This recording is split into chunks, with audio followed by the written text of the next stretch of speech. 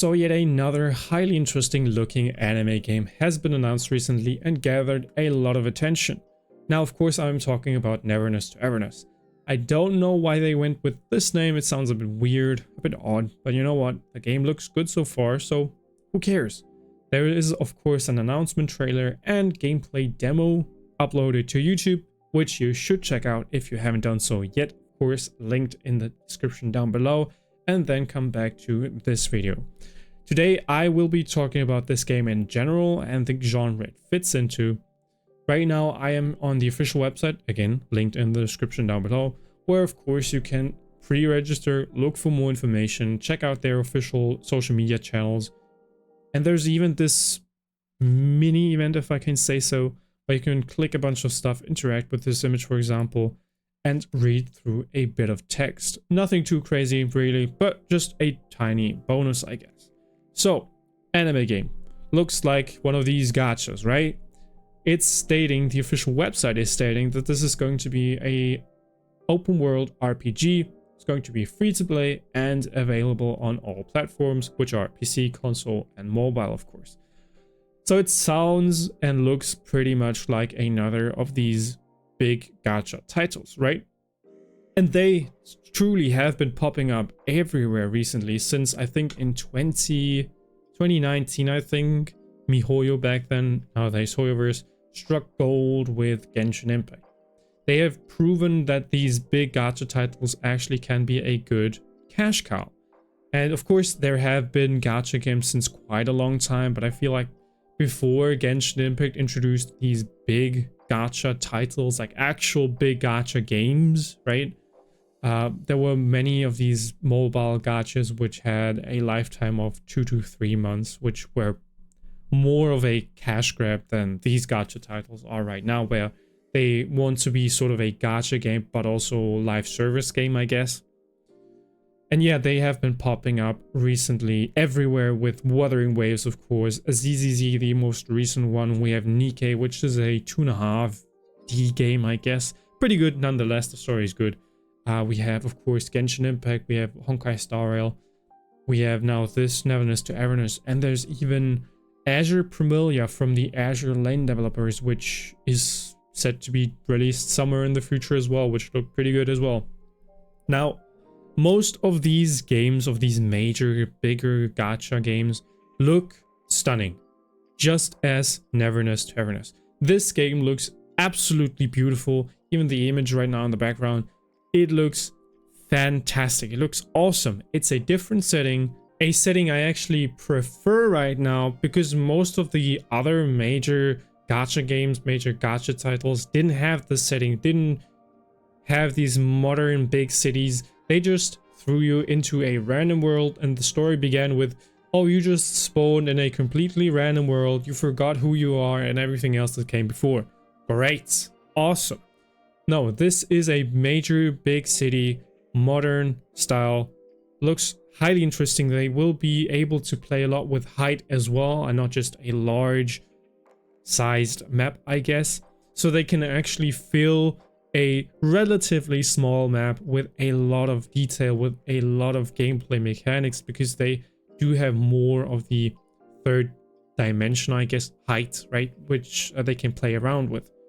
Now, for a game to just look good, it's probably not good enough these days, or will become less and less with time, because with more of these major or bigger gacha titles releasing, there's more and more competition for each of them, right?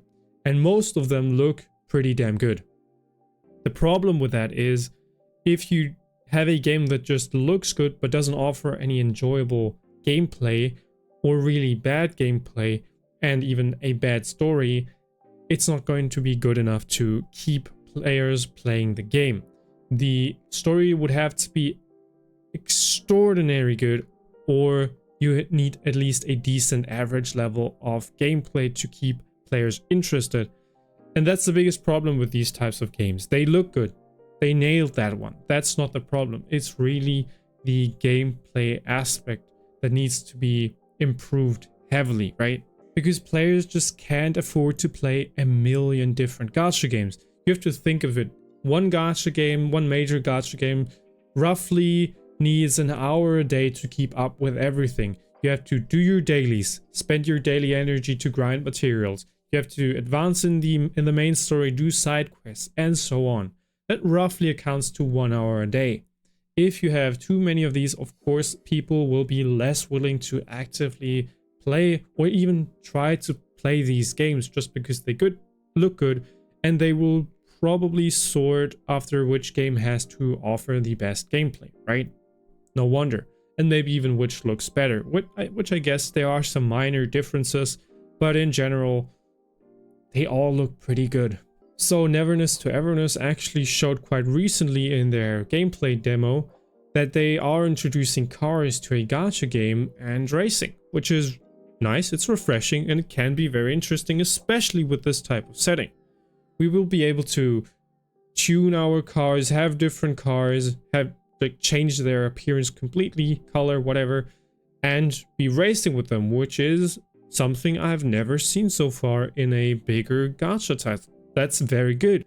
They also showed us a housing system which looked very good, not gonna lie, but there was the problem of missing use. There was no gameplay feature tied to the housing system. Of course, this game is still probably heavily in development, so that will change, maybe to a better state, maybe just not that much. We don't know so far, but for what I have seen, it was just a preset housing or house which you could buy, you could purchase, and then just go to it to skip day or skip the nighttime. Honestly, I would rather just press my escape button, open up a menu, and press meditate, skip day, skip night, skip a certain amount of time, instead of having to go to a house just to press another button. I hope they will introduce some gameplay aspects to it and not just make it where you can go to look at it once or force you to go to because of a story quest or just a quest because someone wants to meet you there and then offer nothing but look, it looks great, right? So that's the other side of the coin. The racing introduces some new things, some really cool looking things right now. And then the housing system is something we know of. It's nothing crazy. It's nothing new to gacha titles. And they didn't show any interesting new or engaging gameplay with it. So it's quite interesting how this is going to turn out. Of course, there's Azure Familia, which I mentioned before, another bigger gacha title which sparked the interest of many people. And the company behind it has managed to even make a 2D game fairly popular, which I don't know how well, I know how they did it. They have good fan service as far as I know. But of course that makes marketing these games to a large amount or a large group of players more difficult. So they probably won't do it with this game, with Azure Familia. They have to get the gameplay nailed. They have to nail it. They already nailed the aesthetics, the game looks pretty. And yeah, what do you think of this game, Neverness to Everness? What are your hopes to see in the future? They will provide us with more information I think in September. I need to rewatch the announcement trailer. They did show us a date when more information is going to come out. If you enjoyed the video, please make sure to leave a like, share your thoughts on this game, and I will see you soon.